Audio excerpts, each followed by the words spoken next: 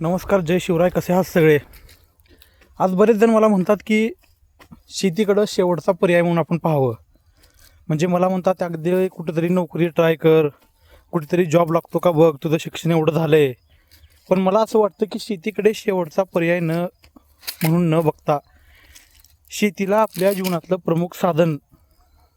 प्रमुख उपजीविकेचं साधन म्हणून शेतीकडे पाहणं गरजेचं आहे. कारण मी स्वतः शेती करतोय. शेतीला मी एका व्यवसायाच्या, एका बिझनेस मॉडेलच्या दृष्टिकोनातून बघतो.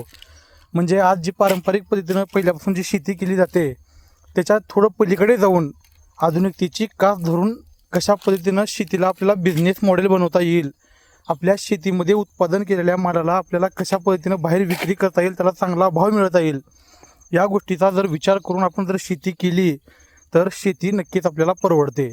त्याच्यामुळं कधीही शेतीकडं एक दुय्यम साधन म्हणून किंवा काहीच नाही जमलं तर शेवटी मी शेती करतो असं न म्हणता शेतीला एक आपल्या आयुष्याचा प्रमुख भाग म्हणजे शेतीशिवाय काहीच नाही, जर अशा दृष्टिकोन ठेवून जर आपण शेती करत असलो तर शेती नक्कीच आपल्याला परवडणारी आहे.